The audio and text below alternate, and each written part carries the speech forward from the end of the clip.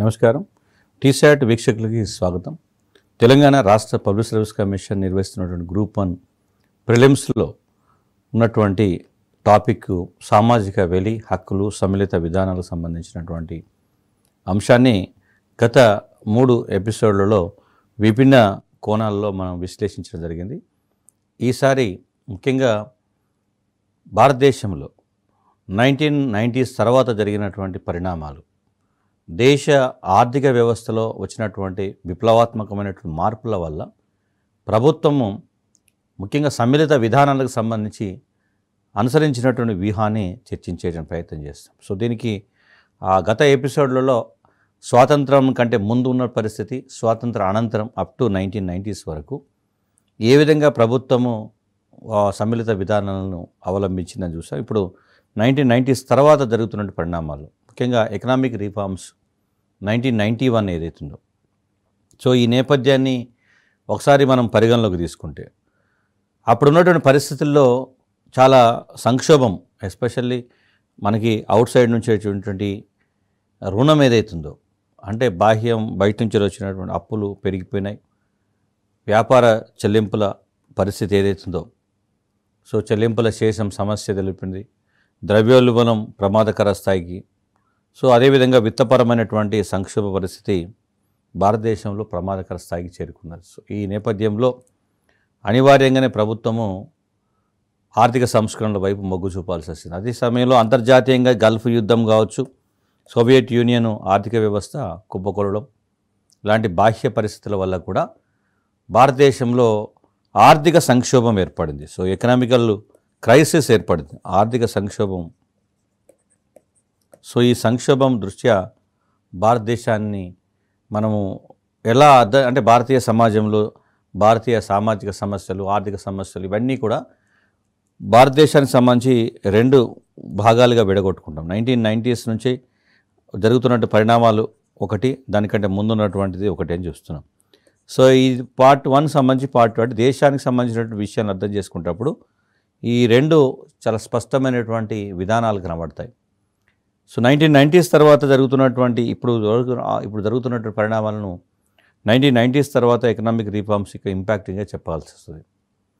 So దీంట్లో ఏం చేశారు, ఈ ఆర్థిక సంక్షోభాన్ని అధిగమించేందుకు, అదేవిధంగా వృద్ధిని కొనసాగించేందుకు గాను పారిశ్రామిక వ్యాపార పబ్లిక్ రంగాలకు సంబంధించి ఒక నూతన సంస్కరణలకు శ్రీకారం చూపడం జరిగింది.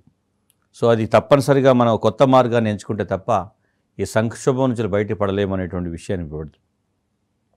ముఖ్యంగా గతంలో 1990s కంటే ముందు ఏదైనా సమస్య, ముఖ్యంగా విత్తపరమైనటువంటి లేదా కరెంటు కాటా దాంట్లో లోటును భర్తీ చేయడానికి మనకు ఆర్థిక స్థిరీకరణ విధానాలు అవసరమైనవి. బట్ ఇప్పుడు 1990sలో మాత్రం అవి ఉపయోగపడలేకపోయాయి. ముఖ్యంగా అంతర్జాతీయ సంస్థలైనటువంటి బ్రెటన్ వుడ్స్ సంస్థలు, అంతర్జాతీయ ద్రవ్యనిధి మరియు ప్రపంచ బ్యాంకు, ఈ 2 కూడా, అంతర్జాతీయ ద్రవ్యనిధి మరియు ప్రపంచ బ్యాంకు 2 కూడా, సో బ్రెటన్ వుడ్ సంస్థలు చెప్తాం, ఈ సంస్థలు రూపొందించినటువంటి సంస్కరణలకు భారతదేశం తప్పనిసరిగా అవలంబించేటువంటి అవకాశం ఏర్పడింది. సో అంతర్జాతీయంగా ప్రపంచ బ్యాంకు, IMF ఇచ్చినటువంటి సంస్కరణలకు భారతదేశం కూడా అంగీకరించాల్సి వచ్చింది. సో దీంట్లో ఈ సంస్కరణలో ప్రధానంగా 2 అంశాలు, ఒకటి వనరుల కేటాయింపుకు సంబంధించింది, తర్వాత ఆర్థిక నిర్ణయాత్మక మార్కెట్ ఏదైతుందో ఈ యంత్రాంగం నిర్ణయించే విధంగా, సో ఆర్థిక వ్యవస్థను మార్కెట్ యంత్రాంగమే నిర్ణయిస్తుంది అనేటువంటిది ప్రధానమైన అంశం. ఇండైరెక్ట్గా ప్రభుత్వం యొక్క పాత్ర చాలా పరిమితంగా ఉంటుంది. మార్కెట్ వ్యవస్థ అంటే ప్రైవేట్ వ్యవస్థే మొత్తం ఆర్థిక వ్యవస్థను ప్రభావితం చేస్తుంది, పెట్టుబడులు పెడుతుంది, ఉత్పత్తి సాధిస్తుంది, అంతర్జాతీయ వాణిజ్యాన్ని పెంపొందింపజేస్తుంది అనేటువంటి భావన క్రమంగా వెలుగులోకి వచ్చింది. సో ఆ నేపథ్యంలో సమ్మిళిత వృద్ధి అనేటువంటిది క్వశ్చన్ మార్క్. అంటే ఎలా 1990s వరకు ప్రభుత్వం అవలంబించినటువంటి పేదరిక నిర్మూలన కార్యక్రమాలు, ఉపాధి కల్పన కార్యక్రమాలు, మరి సంస్కరణ అనంతరం ఏ విధంగా ముందుకు కొనసాగించాలనేటువంటి చర్చ జరిగినప్పుడు ఆర్థిక సంస్కరణల అనంతర కాలంలో కొన్ని ముఖ్యమైనటువంటి మార్పులు జరిగాయి. స్థూల ఆర్థిక ఏవైతే ఉన్నాయో, అంటే ఆర్థికపరమైనటువంటి అంశాలను ప్రధానంగా పరిగణలోకి తీసుకొని వాటికి పేదరికము ఎట్లా అధిగమించాలి, సో ముఖ్యంగా గ్రామీణ ప్రాంతాల్లో పట్టణ ప్రాంతాల్లో ఉన్నటువంటి ఈ వ్యత్యాసాలు ఏవైతున్నాయో వాటిని ఎట్లా తగ్గించాలి, ఉపాధి కల్పన ఏ విధంగా జరపాలి, ఈ మౌలికమైనటువంటి అంశాల ఆధారంగా ప్రభుత్వము ఒక పెద్ద సంక్షోభం ఎదుర్కొనేటువంటి సమస్య ఏర్పడింది. ఇంకా డిస్కషన్ ఏంటంటే ఎన్ని మార్పులు జరిగినాయి, ఎకానమీలో చాలా చేంజెస్ వచ్చాయి, బట్ పేదరికము, ఉపాధి కల్పన, గ్రామీణ పట్టణ ప్రాంతాల మధ్య వ్యత్యాసాలు మాత్రం అలాగే ఉన్నాయి అనేటువంటి డిస్కషన్ వచ్చినప్పుడు దాంతోపాటుగా 1991 నుంచి మొదలైనటువంటి ఈ రిఫార్మ్స్ మొదటి దశలో 1997 వరకు ఒక వేగవంతమైనటువంటి దిశకు చేరుకున్నాయి. 1998 నుంచి రెండవ దశ ఎకనామిక్ రిఫార్మ్స్ జరుగుతున్న సందర్భంలో ఒక కొత్త రూపం, ముఖ్యంగా 2002 ప్రారంభంలో సేవారంగం పాత్ర చాలా గణనీయంగా పెరిగింది. దాంతోపాటు ఐటీ ఎనేబుల్డ్ సర్వీసెస్, అది ఆటోమేటిక్గా మొత్తము ప్రపంచంలో ఉండేటువంటి బహుళజాతీయ సంస్థలు ఏవైతున్నాయో అనేక సంస్థలు భారతదేశంలోకి రావడం, ముఖ్యంగా ఐటీ బేస్డ్ ఇండస్ట్రీస్ని ఎక్కువగా ఎస్టాబ్లిష్ చేయడం ద్వారా విదేశీ మారక ద్రవ్యాలు నిల్వలు బాగా పెరిగిపోయినాయి. సో నిధులు చాలా ఎక్కువ మొత్తంలో భారతదేశానికి రావడం జరిగిందనే విషయం గుర్తుపెట్టుకోవాలి. అదేవిధంగా స్టాక్ మార్కెట్ వ్యవస్థ బాగా బలపడింది. సో ఇవన్నీ ముఖ్యంగా భారతదేశంలో ఆర్థిక అంశాలకు సంబంధించి వేగవంతమైన వృద్ధి జరుగుతుందనేటువంటి ఒక నమ్మకాన్ని కలిగించాయి. కానీ ముఖ్యంగా సామాజిక రంగానికి సంబంధించిన మాత్రము పూర్తి స్థాయిలో గ్రామీణ ప్రాంతాల్లో పేదరికం, అదేవిధంగా నిరుద్యోగం, నిరక్షరాస్యత లాంటి అంశాలకు మాత్రము స్పష్టమైనటువంటి హామీ లభించలేదనేటువంటి వాదన ఉన్నది. సో ఈ నేపథ్యంలో ప్రభుత్వాలు మళ్ళీ సమ్మిళిత విధానాల వైపు దృష్టి సారించాల్సినటువంటి అవసరము, ఆవశ్యకత ఏర్పడింది. ముఖ్యంగా బలహీన వర్గాలు, వల్నరబుల్ సెక్షన్స్, అణగారిన వర్గాలు ఎవరైతున్నారో, అదేవిధంగా మిగతా ఎస్సీ, ఎస్టీ, మహిళలు, మైనార్టీలు, పిల్లలు, వీరందరి విషయంలో సామాజిక వెలి అనేటువంటి ఒక సంక్షోభం మాత్రం ఇంకా కొనసాగుతూనే వచ్చింది. అంటే దేశ బడ్జెట్ ఆర్థికంగా పెద్ద మొత్తంలో కనబడుతున్నప్పటికీ సమాజంలో ఉండేటువంటి కొన్ని వర్గాలు మాత్రము ఇంకా వెలివేయబడుతున్నారు. కాబట్టి ప్రభుత్వం ఇప్పుడు ఒక నూతన వ్యూహాన్ని అవలంబించాల్సినటువంటి పరిస్థితి నెలకొన్నది. ముఖ్యంగా ఈ ఆర్థిక సరళీకరణ వల్ల liberalisation, LPG model, liberalisation, privatisation and globalisation, LPG model వల్ల ముఖ్యంగా ఆర్థిక పరంగా ఉన్నటువంటి అసమానతలు మరింత పెరిగినాయి. ధనిక మధ్యతరగతి వర్గాలు, పట్టణ ప్రాంతాల్లోని కార్పొరేట్ రంగం, సో వీరందరూ కూడా కొంతవరకు లాభపడ్డారు. విదేశీ సంస్థాగత పెట్టుబడిదారులు ఎవరైతే ఉన్నారో, ఫారిన్ ఇన్స్టిట్యూషనల్ ఇన్వెస్టర్స్ అంటాం, ఎఫ్ఐఐ. సో అదేవిధంగా కార్పొరేట్ సెక్టార్ కావచ్చు, ఐటీ రంగంలో ఉండేటువంటి వాళ్ళు, ముఖ్యంగా పట్టణ ప్రాంతాల్లో ఉండేటువంటి నైపుణ్యం ఉన్నటువంటి, సాంకేతిక పరిజ్ఞానం ఉన్నటువంటి వ్యవస్థలు బాగా లాభపడ్డాయి. కానీ గ్రామీణ ప్రాంతాల్లో ఉన్నటువంటి సమాజము పెద్దగా ప్రయోజనం పొందలేదన్నటువంటి వదలం. సో ముఖ్యంగా ఈ సామాజిక వెలి అనేటువంటి భావన ఏదైతుందో దాని గురించి తప్పనిసరిగా చర్చించాలి. సో దాని గురించి అంటే ఆ రాజకీయ వ్యవస్థలో కానీ, పాలనా యంత్రాంగం కానీ, విధానకర్తలు కానీ, ఈవెన్ చివరికి పౌర సమాజం కూడా ఇప్పుడు చర్చిస్తున్నటువంటి అంశం ఏంటంటే, మరి సోషల్ ఎక్స్క్లూషన్ మాట ఏమిటి, సోషల్ ఎక్స్క్లూషన్ సంగతి, మరి ప్రభుత్వం చేపడుతున్నటువంటి ఈ కార్యక్రమాలు అంతిమంగా మనం సాధించాల్సింది సామాజిక వెలిని నిరోధించడమే కదా. సాధించాలి కదా. సమాజంలో అందరూ సమానంగా, గౌరవంగా, ఆనందంతో బతకాలి కదా. వారికి అందరికీ అవసరమైన అవకాశాలు కల్పించాలి కదా. ఈ సంపద కొద్దిమంది చేతుల్లో కేంద్రీకృతం అయితే మళ్ళీ అసమానతలు పెరిగితే అది సమాజంలో శాంతి భద్రతల సమస్య కూడా మారుతుంది కదా అనేటువంటి చర్చ జరుగుతున్నది. ముఖ్యంగా దేశం సాధించినటువంటి వృద్ధి ఏదైతుందో, వృద్ధి ఫలాలు ఏవైతుందో అవి సమాజంలోని అన్ని వర్గాలకు అందాలి అనేటువంటి విషయంలో ఒక ఏకాభిప్రాయం మాత్రం ఉంది. సో ఇది సమ్మిళిత విధానాలకి ప్రభుత్వం మళ్ళీ శ్రీకారం చుట్టాల్సినటువంటి అవసరం ఏర్పడింది. దీంట్లో రెండు అంశాలు, ఒకటి ఆర్థిక వృద్ధి మరియు సమానత్వం. ఈ రెండు కూడా పరస్పర పూరక అంశాలు, కాంప్లిమెంటరీ ఇష్యూస్. సో దీంట్లో ఒకటి ఈ ఆర్థిక వృద్ధి అనేటువంటి పదం వస్తే, ఎకనామికల్ డెవలప్మెంట్, ఎకనామికల్ గ్రోత్ అనేటువంటి విషయానికి వస్తే దీని ద్వారా ప్రజలకు అవకాశాలు కలుగుతాయి, నో డౌట్ ఎట్ ఆల్, ఖచ్చితంగా. డబ్బులు ఉన్నాయంటే ఆ డబ్బుల ద్వారా ఏదో ఒక ఉపాధిని వెతుకునేటువంటి అవకాశం ఏర్పడుతుంది, పెట్టుబడి ఉపయోగపడుతుంది. అయితే ఈ ఆర్థిక వృద్ధిని పెంచాలంటే మాత్రము సమానత్వం కూడా అందరికీ అవసరం, అంటే అందరికీ అందుబాటులో ఉండే విధంగా చూడాలి. సో అదేవిధంగా ఈ సమానమైనటువంటి అభివృద్ధి నుంచి సమ్మిళిత వృద్ధిని సాధించాలి అనేటువంటి ప్రక్రియ మళ్ళీ మొదలైంది. సో ఈ వృద్ధి ఎలా ఉండాలి అంటే సమ్మిళిత వృద్ధి దిశగా ఉండాలి. దాంట్లో ప్రధానమైన అంశం ఏంటంటే అన్ని వర్గాలకు సేవలను అందించాలి. అవి ముఖ్యంగా సంస్కరణలు ఏవైతే ఉన్నాయో, ఆర్థిక సంస్కరణల దృష్టి ఏదైతుందో అది పేదల వైపు మళ్ళాలి అనేటువంటి సందర్భం ఉంది.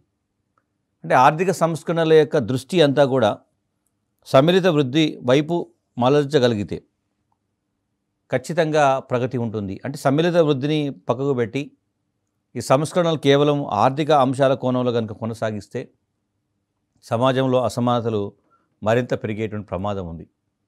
సో ఈ నేపథ్యంలో భారతదేశంలో సామాజిక పరమైనటువంటి అంశాలు, సామాజిక వెలికి ప్రభుత్వం ఒక ప్రత్యేకమైనటువంటి వ్యూహాన్ని, అంటే సమ్మిళిత వ్యూహాన్ని అవలంబించాల్సినటువంటి ఆ నేపథ్యంలో కొన్ని ముఖ్యమైనటువంటి అంశాలను ఇప్పుడు పరిగణిద్దాం. దాంట్లో సామాజిక వెలికి పరిష్కారం చెప్పేటప్పుడు సామాజిక భద్రత, సోషల్ సెక్యూరిటీ అనేటువంటి పదాన్ని ఉపయోగిస్తారు. సో భారతదేశంలో ఇప్పుడు అమలు చేస్తున్నటువంటి అనేక కార్యక్రమాలు అన్నీ కూడా సామాజిక భద్రతా వలయాల ద్వారా, ముఖ్యంగా గతంలో జరిగినటువంటి అనేక పథకాలు అమలు జరిగినటువంటి తీరును పరిగణలోకి తీసుకొని వాటిని మరింత మెరుగుపరిచేటువంటి విధంగా మనం రూపొందించేటువంటి ప్రయత్నం చేస్తాం. సోషల్ సెక్యూరిటీ స్కీమ్స్ అంటాం. సో దాంట్లో ఏముంటాయి, ఫర్ ఎగ్జాంపుల్ పేదరికం అనేది సామాజిక భద్రతా కార్యక్రమంలో అతి ముఖ్యమైనటువంటి కార్యక్రమంగా చెప్తాం. పావర్టీ. సో సమాజంలో ఉండే అన్ని సమస్యలకి పేదరికం తల్లి లాంటిది అంటారు. ఒకవేళ పేదరికాన్ని కనుక మనం అధిగమించగలిగితే ఆటోమేటిక్గా అనేక సమస్యలకు పరిష్కారం దొరుకుతుంది. సో దాంట్లో పేదరికాన్ని నిర్మూలించడానికి అనేక వ్యూహాలు ఉన్నాయి. దాంట్లో సామాజిక భద్రత అనేటువంటి ఒక బలమైనటువంటి వ్యూహంగా ఉన్నది. సొసైటీలో ఏ సెక్షన్స్కి అయితే భద్రత లేదో, సెక్యూరిటీ లేదో, ఆ సెక్యూరిటీ అనేది కేవలము అభద్రత అనేది ఎట్లా వస్తుందంటే వాళ్ళకి ఆదాయం లేకపోవడం, ఉపాధి లేకపోవడం. ఆదాయాన్ని ఉపాధిని కనుక, అంటే ఉపాధిని కల్పించి ఆదాయాన్ని సమకూర్చగలిగితే సమాజంలో ఉండేటువంటి ప్రతి వ్యక్తి భద్రంగా జీవించగలుగుతాడు. కాబట్టి ప్రభుత్వము తన ఎజెండాలో ప్రధాన అంశంగా పేదరిక నిర్మూలన పెట్టుకోవడం జరిగింది. సో ముఖ్యంగా దానికోసం ఏం చేశారంటే జాతీయ స్థాయిలో ఒక సమగ్రమైనటువంటి పేదరిక నిర్మూలన వ్యూహాన్ని రూపొందించేటువంటి ప్రయత్నం చేసి దాంట్లో మరింత సమానత్వంతో కూడినటువంటి అంశాలు, ఎస్పెషల్లీ భూ పంపిణీ, ప్రధానమైనటువంటి అంశం భూ పంపిణీ. అదేవిధంగా పేదలకు అనుకూలమైనటువంటి స్థూల ఆర్థిక విధానాలను అవలంబించడం. అంతేకాకుండా భౌతికపరమైనటువంటి లేదా మానవ సంబంధమైనటువంటి ఈ మౌలిక సదుపాయాలు ఏవైతే వాటిని కల్పించాలనేటువంటి అంశాలపైన ఎక్కువగా దృష్టి పెట్టడం జరుగుతున్నది. సో తెలంగాణ ప్రభుత్వం కూడా కోనేరు రంగారావు కమిటీ అప్పుడు ఉమ్మడి ఆంధ్రప్రదేశ్లో 2004లో భూ పంపిణీ మీద బాగా ఫోకస్ పెట్టారు. తెలంగాణ రాష్ట్రం వచ్చిన తర్వాత కూడా దళితులకు 3 ఎకరాల భూమి అనేటువంటి సందర్భాన్ని తీసుకొచ్చారు. అంటే ఇదంతా ఒక రకంగా సమ్మిళిత విధానాలకు సంబంధించినటువంటి అంశాలు అనేటువంటిది గుర్తుపెట్టుకో. అంటే అభ్యర్థులు దీంట్లో గమనించాల్సిందంటే ప్రభుత్వం చేపడుతున్నటువంటి కార్యక్రమాలన్నింటిలో కూడా అంతర్గతంగా సమ్మిళిత వ్యూహమే ఉంటుందనేటువంటిది ప్రధానంగా గుర్తుపెట్టుకోవాలి. ఇక పేదరిక నిర్మూలన చుట్టే మొత్తం ప్రభుత్వ వ్యూహం తిరుగుతున్నది. దాంట్లో సెంటర్ పాయింట్ ఎవరు? ప్రజలు, పేదలను కేంద్రంగా చేసుకొని ప్రజల కేంద్రీకృత మార్గం వ్యూహాన్ని అవలంబించారు. సో ముఖ్యంగా ఆ గతంలో ఎలా ఉండేది, కేంద్రంలో పైనుంచి ఒక విధానం రూపొందించబడి కింది స్థాయికి అది అమలు జరిగేట సందర్భం ఉండేది. కాకుండా ప్రజలే ఇక్కడి నుంచి సెంటర్ పాయింట్ తీసుకోండి. మనం కేంద్రం నిర్ణయిస్తే కింది స్థాయిలో అమలు జరిగే సందర్భం కాకుండా ప్రజల కేంద్రంగానే పథకాల రూపకల్పన జరగాలి అనేటువంటిది. సో ప్రజలనే సెంటర్ చేసుకొని విధానాలంతా కూడా ప్రజల కేంద్రంగా జరిగితేనే పేదరిక నిర్మూలన అనేటువంటిది సాధ్యమవుతుంది అనేటువంటిది. భారతదేశంలో గతంలో మన పంచవర్ష ప్రణాళికలు అన్నీ కూడా సో ఇవి కొంతవరకు కేంద్రీకృత ప్రణాళికలకు కొనసాగుతాయి. అందుకే నీతి ఆయోగ్ రావడం వెనుక ఉన్న సిద్ధాంతం కూడా అదే. ముఖ్యంగా దేశం అభివృద్ధి చెందాలంటే ముందు రాష్ట్రం అభివృద్ధి చెందాలి. అంటే రాష్ట్రాల అభివృద్ధి ద్వారానే దేశం అభివృద్ధి చెందుతాం తప్ప దేశ అభివృద్ధి ద్వారా రాష్ట్ర అభివృద్ధి సాధ్యం కాదు. సో కేంద్రీకృత ప్రణాళిక నుంచి వికేంద్రీకృత ప్రణాళిక విధానం, సో ప్రజల కేంద్రీకృత వ్యూహం అనేది కొత్త మార్గంగా ఎంచుకున్నారు. దానికోసం ఏం చేశారు, ఆదాయాలను పెంపొందించడం కోసం ముఖ్యంగా గ్రామీణ ప్రాంతాల్లో నేటికి కూడా 50% జనాభా ప్రత్యక్షంగానో పరోక్షంగానో వ్యవసాయ అనుబంధ రంగాలు, కుటీర పరిశ్రమలు, చేతి వృత్తులు, కుల వృత్తులపైన ఆధారపడి జీవిస్తున్నారు. కాబట్టి వాటికి అనుగుణంగా ఆ వ్యవస్థలను బలోపేతం చేస్తే తప్ప వారి ఆదాయాలు పెరగవు. కాబట్టి ఆ దిశగా ప్రయత్నాలు జరుగుతున్నాయి. అదేవిధంగా కొన్ని కార్యక్రమాలు ముఖ్యంగా పేదరిక నిర్మూలనకు సంబంధించి చెప్పేటప్పుడు మహారాష్ట్రలో ఎంప్లాయ్మెంట్ గ్యారంటీ స్కీమ్ ఈజీఎస్ కార్యక్రమం, అదేవిధంగా అనేక జాతీయ గ్రామీణ ఉపాధి కార్యక్రమాలు ఏవైతున్నాయి వాటిని అన్నింటి కూడా అంటే వ్యవసాయ పనులు తక్కువగా ఉన్నటువంటి కాలాల్లో, కరువు సంభవించినటువంటి సమయాల్లో మిగులు శ్రామికులు ఎవరైతున్నారో వాళ్ళు పనులు దొరకనటువంటి ఇబ్బందికరంగా ఉన్నటువంటి సందర్భాల్లో వారికి ఉపాధిని కల్పించడం వల్ల ఒక కొత్త రకమైనటువంటి ఒకవైపు వ్యవసాయం, దాంతోపాటు వ్యవసాయ పనులు లేనప్పుడు ఈ వ్యవసాయానికి సంబంధం లేకుండా అంటే ఉపాధిని పొందలేని పరిస్థితి ఉన్నటువంటి సమాజం నుంచి వ్యవసాయం జరిగిన కాలం వ్యవసాయంలో ఉపాధి అది లభించిన పరిస్థితుల్లో జాతీయ గ్రామీణ ఉపాధి హామీ పథకంలో ఉపాధిని కల్పిస్తుందనేటువంటి భరోసాను కల్పించడం వల్ల ఈరోజు గ్రామీణ ప్రాంతాల్లో ఆదాయాన్ని పెంపొందింపజేయగలిగినారు. సో ఆదాయ సంపదకు అవకాశాలు కల్పించారు. అదేవిధంగా ముఖ్యంగా కొన్ని సందర్భాల్లో గతంలో పేదలకు ఏదైనా అకస్మాత్తుగా ఆపద వచ్చినప్పుడు వాళ్ళ ఉన్న ఆస్తులను కూడా అమ్ముకునేటువంటి పరిస్థితి ఉండేది.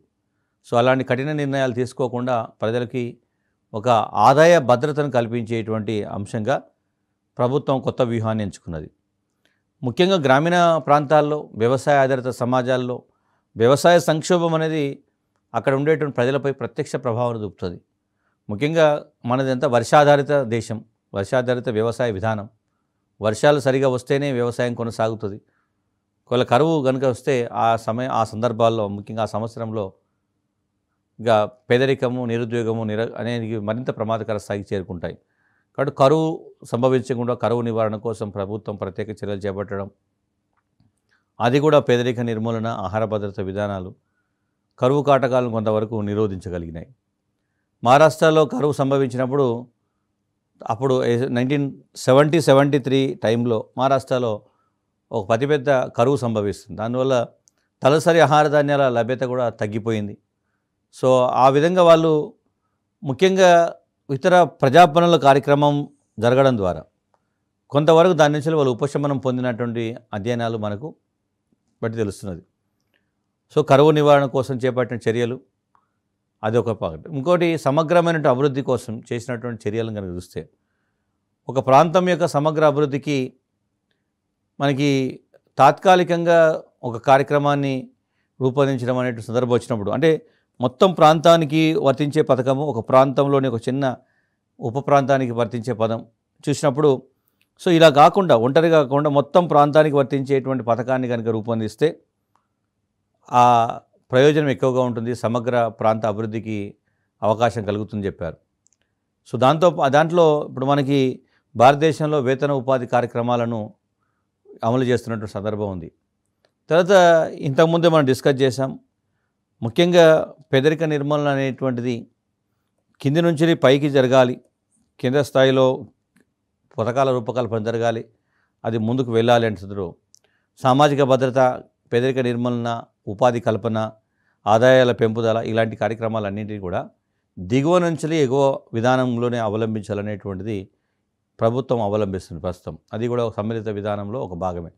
అంటే ముఖ్యంగా ఆదాయ మద్దతు అనేది ఆదాయ కల్పన వైపు మళ్ళాలనేటువంటి అంశంగా ఇక్కడ చూసుకోవాలి.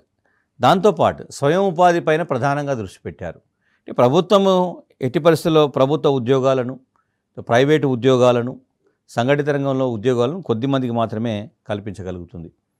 సో మిగతా వాళ్ళు స్వయం ఉపాధి అవకాశాలను వాళ్ళు అన్వేషించుకోవాల్సినటువంటి అవసరం ఉంది. కాబట్టి స్వయం ఉపాధిని నిర్వహించుకునే విధంగా ముఖ్యంగా చిన్న చిన్న సంస్థలు, వ్యాపార సంస్థలను ప్రోత్సహించే విధంగా సో దానికి అనేక అంశాలను రూపొందించారు.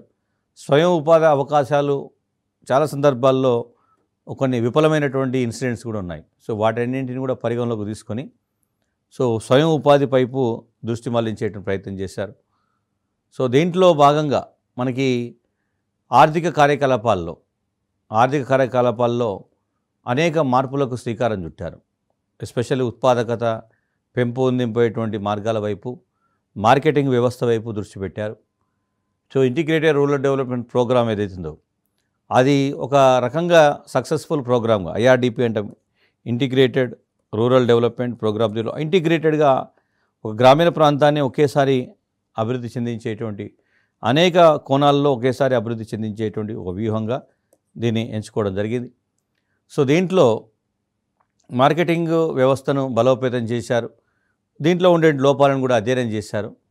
సో దాని ద్వారా కొంత మార్పు జరిగింది. తర్వాత బెనిఫిషియర్స్ను ముఖ్యంగా గ్రామీణ ప్రాంతాల్లో గ్రామీణ ప్రజాపాలనలు కానీ మిగతా వర్గాలకు సంబంధించి చెప్పేటప్పుడు వారికి లక్షిత వర్గాలను ఎంపిక చేసుకునే సందర్భంలో ఒక శాస్త్రీయమైనటువంటి వ్యూహాన్ని అనుసరించేటువంటి ప్రయత్నం చేశారు. సో ఇవన్నీ కూడా అంటే ఒక రకంగా మనకి సమూహానికి సంబంధించినటువంటి గ్రూపు యాక్టివిటీస్ ఏవైతున్నదో వాటికి ప్రాధాన్యత ఇచ్చారు. ఆ పరంపరలో మనకి స్వయం సహాయక బృందాల భావన కూడా వెలుగులోకి వచ్చింది. పేదరిక నిర్మూలన కార్యక్రమాలని రూపొందించేటప్పుడు మరికొన్ని జాగ్రత్తలు, మరికొన్ని అంశాలను కూడా పరిగణలోకి తీసుకున్నారు. ముఖ్యంగా వేతనాలు ఎక్కువగా ఉన్నటువంటి మార్గాల వైపు ఆకర్షించే విధంగా, అందులో కూడా ఈ లక్షిత వర్గాలు ఎవరైతే ఉన్నారో మనకి ఉపాధి అవకాశాలు ఎక్కువగా ఎక్కడైతే లభిస్తాయో అక్కడి వైపు వాళ్ళను ఆకర్షించే ప్రయత్నం చేశారు. దాంట్లో కొత్త పరిణామం ఏంటంటే ఈ మైక్రో ఫైనాన్స్ అనే కొత్త భావన వెలుగులోకి వచ్చింది. సో దీంట్లో నార్మల్గా అయితే మనకి అంతవరకు మహిళలు, ముఖ్యంగా ఉమెన్కి సంబంధించినటువంటి పెద్ద అచీవ్మెంట్ ఏంటంటే స్వయం సహాయక సెల్ఫ్ హెల్ప్ గ్రూప్స్. అంతకుముందు డ్వాక్రా గ్రూప్ ఉండేది. ఈ డ్వాక్రాను సెల్ఫ్ హెల్ప్ గ్రూప్గా మారిన సందర్భంలో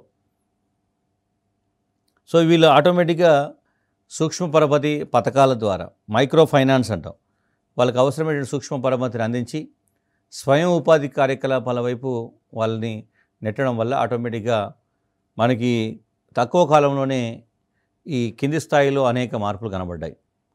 సో దాంతో పాటుగా కుటుంబ స్థాయిలో ముఖ్యంగా ఏవైతే వెలివేయబడ్డ వర్గాలని చెప్తున్నామో వాళ్ళలో అనేక మార్పులు, అక్షరాస్యత పెరిగింది, కుటుంబం పిల్లల్ని విద్య నేర్పించే అవకాశం ఏర్పడింది, కుటుంబ జీవనంలో నాణ్యత పెరిగింది, క్వాలిటీ ఆఫ్ లైఫ్ అనేది పెరిగిన సందర్భం ఉంది.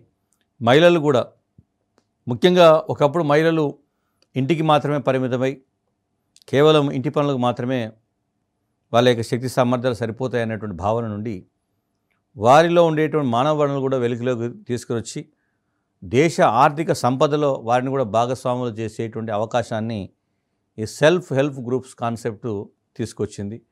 అది సమ్మిళిత అభివృద్ధిలో ఒక అతిపెద్ద మైలురాయిగా చెప్పచ్చు. ముఖ్యంగా మహిళలకు సంబంధించి చెప్పేటప్పుడు అతిపెద్ద. సో అదేవిధంగా ఆదాయానికి సంబంధించినటువంటి పేదరికము, మానవ పేదరికం అనేటువంటి భావనలు కూడా వెలుగులోకి వచ్చాయి. కేవలం పేదరికం అంటే ఆదాయం లేకపోవడమే కాదు, ముఖ్యంగా మానవ పేదరికానికి సంబంధించి చెప్పేటప్పుడు అనారోగ్యం కావచ్చు, వైకల్యం కావచ్చు, నిరక్షరాస్యత ఇలాంటివి ఉన్నప్పుడు కూడా వారిని కూడా పేదలుగానే పరిగణించాలనేటువంటి సందర్భం చెప్పారు. అదేవిధంగా కొన్ని అంశాల పరంగా, రాజకీయ కానీ సాంస్కృతిక అంశాల పరంగా కూడా కొన్ని సమూహాల వారు అందుకోలేకపోతే వారిని పేదలుగా పరిగణించబడతారు. అట్లాగే కొన్ని ముఖ్యంగా ఎస్సీ ఎస్టీ వర్గాలకు సంబంధించిన వాళ్ళు కూడా వెనుకబడ్డటువంటి వర్గాలను చెప్తారు. దాంతోపాటు వలసలకు సంబంధించి చెప్పేటప్పుడు గ్రామీణ ప్రాంతాల నుంచి పట్టణ ప్రాంతాలకి వలసలు వేగంగా జరగడం, ముఖ్యంగా ఈ ఆర్థిక సంస్కరణల వల్ల, ఎకనామిక్ రీఫార్మ్స్ వల్ల జరిగినటువంటి పెద్ద సంక్షోభం, అంటే ఒక రకంగా అది ప్రగతి అనేటి చెప్పినప్పటికీ ఏకపక్షంగా వలసలు గ్రామీణ ప్రాంతాల నుంచి పట్టణ ప్రాంతాలకు జరగడం వల్ల, ఏకపక్షమైనటువంటి ఈ వలసల వల్ల సో సామాజిక భద్రతా వలయాలు లేదా సామాజిక భద్రత అనేటువంటిది ఒక చర్చనీయాంశంగా వారి సవాలుగా మారింది. సో ఆల్మోస్ట్ ఆల్ ఇప్పుడు 38% పట్టణ జనాభా 2021 అంటే 2011 నాటికే చెప్తున్నటువంటి జనాభా, 2021 నాటికి కనుక చూస్తే 50% ప్లస్ పట్టణ జనాభా ఉండేటువంటి అవకాశం ఉంది. కాబట్టి సో ఇది ఒక సంక్షోభం చెప్తున్నాం. తర్వాత మనకి ఈ లిబరలైజేషన్ ఏదైతుందో సో దానిలో భాగంగా చేపట్టినటువంటి కొన్ని చర్యలు కూడా కేంద్ర ప్రభుత్వము ఒక నూతన వ్యూహాన్ని అవలంబించాల్సినటువంటి అవసరం ఏర్పడింది. ముఖ్యంగా WTO వరల్డ్ ట్రేడ్ ఆర్గనైజేషన్లో భారతదేశం ఎప్పుడైతే మెంబర్షిప్ అయిందో, సో ప్రపంచ వాణిజ్యానికి అనుకూలమైన నిర్ణయాలు తీసుకోవాల్సి వచ్చింది. కాబట్టి ప్రపంచంలోని బహుళజాతి సంస్థలన్నీ కూడా భారతదేశంలో వాళ్ళు ఉత్పత్తి ప్రక్రియలో పాల్గొనే అవకాశం వచ్చింది. ఈ వర్తక సరళీకరణ విధానాల వల్ల సో దాంట్లో వ్యవసాయ రంగము ఎక్కువగా ప్రభావితమైంది కాబట్టి అదిగో. సో అదేవిధంగా దాని ఫలితంగా వ్యవసాయంపై, వ్యవసాయ అనుబంధ రంగాలపై, కుల వృత్తులు, చేతి వృత్తులపై ఆధారపడ్డటువంటి సమాజాలు మరింత బలహీనపడ్డట్టు సందర్భం ఉంది. సో ముఖ్యంగా ఈ నేపథ్యంలో పేదరికాన్ని తగ్గించడం, పేదల యొక్క మానవ వనరులను మూలధన శక్తిగా మార్చడం, వారికి ఉపాధి కల్పించడం అనేటువంటిది ప్రభుత్వం మీద ఉన్నటువంటి పెద్ద సవాలుగా మారింది. దానికోసం ఏం చేశారు? భాగస్వామ్య విధానాలను, అదేవిధంగా సామాజిక సమీకరణ వ్యూహాలను అవలంబించే ప్రయత్నం చేశారు. సో దీంట్లో పార్టిసిపేటరీ విధానం అనేది అనివార్యమైంది. అందరినీ పార్టిసిపేట్ చేస్తే తప్ప దేశము వేగంగా అభివృద్ధి చెందలేదు అనేటువంటి అంశంగా ప్రభుత్వం ఈ నిర్ణయం తీసుకున్నారు. కాబట్టి ప్రణాళిక రూపకల్పన నుంచి అమలు వరకు కూడా ఇదే వ్యూహాన్ని, సమ్మిళిత విధానాన్ని రూపొందించేటువంటి ప్రయత్నం చేశారు.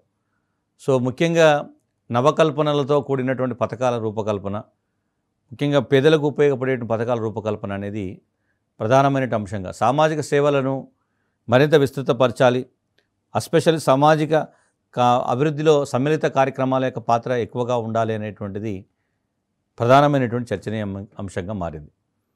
అదేవిధంగా కొన్ని రాష్ట్రాల్లో ముఖ్యంగా కార్యక్రమాలు సమర్థవంతంగా అమలు జరగాలంటే ప్రజలను సమీకరించి వాళ్ళని కూడా భాగస్వాములు చేసేటువంటి నమూనా కేరళలో జరుగుతున్నటువంటిది, అది కూడా ఈరోజు చర్చలోకి వచ్చింది. ప్రభుత్వం అమలు చేసేటువంటి ఈ సామాజిక భద్రత వలయాలు ఏవైతున్నాయో, ఈ కార్యక్రమాలు ఏవైతున్నాయో దానిని సమర్థవంతంగా అమలు చేయాలంటే స్థానిక సంస్థలు, ప్రభుత్వేతర సంస్థలు, సెల్ఫ్ హెల్ప్ గ్రూపులు యొక్క భాగస్వామ్యము, సహకారం కూడా తప్పనిసరి అని ప్రభుత్వాలు గుర్తించాయి. దాంతోపాటు వికేంద్రీకృత విధానం పట్ల ఎక్కువగా దృష్టి పెట్టారు. సో దిగువ నుంచి ఎగువకు విధానాన్ని అనుకూలంగా గతంలో ఉన్నటువంటి కేంద్రీకృత విధానానికి భిన్నంగా ఈ వ్యూహాన్ని ఎంచుకున్నారు. కాబట్టి ఆయా ప్రాంతాలను బట్టి, ఆయా అవసరాలను బట్టి, వర్గాల యొక్క స్వభావాన్ని బట్టి ప్రభుత్వము వ్యూహాలు అవలంబిస్తున్నది. దాంతోపాటుగా ప్రభుత్వం జవాబుదారీతనం కూడా పెరిగింది. కార్యక్రమాల అమలుకు మెరుగైనటువంటి వ్యవస్థాపరమైనటువంటి ఏర్పాట్లను నిర్మించుకోవడం జరిగింది. సామాజిక వ్యవస్థలు, ముఖ్యంగా సమాచార హక్కు చట్టం కావచ్చు, ఎన్జిఓల యొక్క పాత్ర కావచ్చు, వీటన్నింటి వాళ్ళ జవాబుదారులు. సమ్మిళిత వృద్ధి అనేది ముఖ్యమైనటువంటి అంశంగా మారి, ముఖ్యంగా ప్రాంతీయ అసమానతల తగ్గింపుకి కూడా దీన్ని అవలంబించేటువంటి పద్ధతి చేశారు. కొన్ని రాష్ట్రాల్లో ముఖ్యంగా ఈ అధిక జనాభా వృద్ధి ఉండేటువంటి, అల్ప వృద్ధితో ఉన్నటువంటి రాష్ట్రాలు, బీమారు రాష్ట్రాలు ఏవైతే ఉన్నాయో, బీహార్, ఒరిస్సా, మధ్యప్రదేశ్, ఉత్తరప్రదేశ్లలో అధిక జనాభా ఉన్నది, బట్ అల్ప ఆర్థిక వృద్ధి సతమవుతున్నటువంటి ఈ రాష్ట్రాలు. అదేవిధంగా అంటే అక్కడ కూడా తప్పనిసరిగా సమ్మిళిత విధానాలను అవలంబించాల్సిన అవసరం ఏర్పడింది. ముఖ్యంగా షెడ్యూల్డ్ కులాలు ఎక్కువగా ఉన్నటువంటి రాష్ట్రాలలో ఈ ప్రభుత్వాలు ప్రత్యేకంగా దృష్టి పెట్టారు. అదేవిధంగా పట్టణ ప్రాంతాల్లో కూడా ఎక్కడైతే షెడ్యూల్డ్ కులాలు ఎక్కువగా ఉన్నారో అక్కడ కూడా ఒక కొత్త వ్యూహాన్ని అనుసరించే ప్రయత్నం చేస్తున్నారు. సో ఇవన్నీ ఓవరాల్గా చూస్తే అంటే ప్రభుత్వము పరంగా అనేక మనకి అంశాలను కనుక మనం పరిగణలోకి తీసుకుంటే, ప్రభుత్వ పరంగా పేదరికము మొత్తం చుట్టూ అంత పేదరికం చుట్టే తిరుగుతున్నది ప్రభుత్వ వ్యూహము. సో ఈ ప్రభుత్వానికి సంబంధించినటువంటి విధానాలను ఒకసారి మీరు 1991లో మొదలైనటువంటి ఎకనామిక్ రీఫార్మ్స్, ఆర్థిక సంస్కరణలు ఈరోజు 2022 నాటికి జరుగుతున్నటువంటి ప్రోగ్రెస్ని కనుక పరిశీలిస్తే ప్రభుత్వము తన వ్యూహాన్ని పూర్తిగా మార్చుకున్నట్టు కనబడుతున్నది. అందుకే ఏం చేశారు, కేంద్ర ప్రభుత్వం కూడా 2014 తర్వాత మొత్తం కేంద్ర ప్రభుత్వ పథకాలని పునర్వ్యవస్థీకరించారు.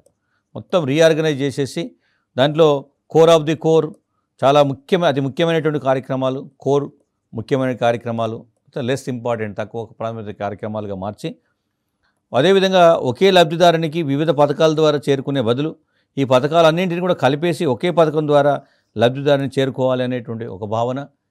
చేరుకునేటప్పుడు కూడా డైరెక్ట్ మనీ ట్రాన్స్ఫర్ అనేటువంటి concept, direct money transfer DMT, ప్రత్యక్ష నగదు బదిలీ పథకానికి శ్రీకారం చుట్టే మధ్య దళారీ వ్యవస్థను రద్దు చేసి లబ్ధిదారులకి ప్రభుత్వం నేరుగా చేరేటట్టు, ముఖ్యంగా ఆర్థికపరమైనటువంటి అంశాల్లో అవినీతికి అవకాశం లేని విధంగా జవాబుదారీతనాన్ని కల్పించే విధంగా, అది కూడా సమ్మిళిత విధానంలో ఒక అతిపెద్ద సక్సెస్గా, విజయంగా సాధించారు. అంటే ప్రభుత్వము ముఖ్యంగా తన లక్షిత వర్గాలు ఎక్కడైతే ఉన్నారో వారికి ప్రత్యక్షంగా చేరుకోవడానికి ఈరోజు ఐటీ ఎనేబుల్డ్ సర్వీసెస్ ఏవైతే ఉన్నాయో అవి కూడా ఉపయోగపడుతున్నాయి. సమ్మిళిత విధానాలను మనం ఎలా అర్థం చేసుకోవాలి? సమ్మిళిత విధానాల ద్వారా ప్రభుత్వానికి ముఖ్యంగా అణగారిన వర్గాలకు మధ్య ఉన్నటువంటి సంబంధం ఏ విధంగా మెరుగుపడింది? ఈరోజు దేశవ్యాప్తంగా చూస్తే చాలా పారామీటర్స్లో ప్రగతి కనబడుతున్నది. ఒకప్పుడు కొన్ని వర్గాలు అనేక రకాల సంక్షోభాల్లో నెట్టివేయబడ్డారు. బట్ ఈరోజు అన్ని వర్గాలకి ఓపెన్ ప్లాట్ఫామ్ దొరికింది. విద్య అందరికీ తీసుకొస్తున్నారు. అందరికీ విద్య, అందరికీ ఆరోగ్యం, అందరికీ ఆధునికమైనటువంటి నాణ్యమైనటువంటి జీవనాన్ని అందించేటువంటి ప్రక్రియలకి దాదాపు కేంద్ర ప్రభుత్వము ఒక స్పష్టమైనటువంటి శాస్త్రీయమైనటువంటి వ్యూహాన్ని రూపొందించి అమలు చేస్తున్నది. కాబట్టి ఇప్పుడు ఆధునిక కాలంలో రాబోయే రోజులలో సమాజంలో చాలా మార్పు రాబోతున్నది. ముఖ్యంగా అంతర్జాతీయ వేదికలపైన భారతీయ సమాజం యొక్క గొప్పతనానికి సంబంధించి చెప్పేటప్పుడు మానవ వనరులకి పెట్టుబడిగా మారి, ఒకప్పుడు భారతదేశానికి సంబంధించి ఇది వెనుకబడినటువంటి వెనుకబడిన సమాజాలతో కూడిన సమాజం, ఇది వెనుకబడిన సమాజం అనేటువంటి భావనను చెరిపేసుకొని ఈరోజు ప్రపంచ పటంలో భారత మానవ సంపద అత్యంత విలువైనటువంటి సంపదగా పరిగణించబడడానికి ప్రధాన కారణము కేంద్ర రాష్ట్ర ప్రభుత్వాలు అవలంబించినటువంటి సమ్మిళిత విధానాల యొక్క ప్రభావమైనటువంటి విషయాన్ని అభ్యర్థులు గమనించాలి. Thank you.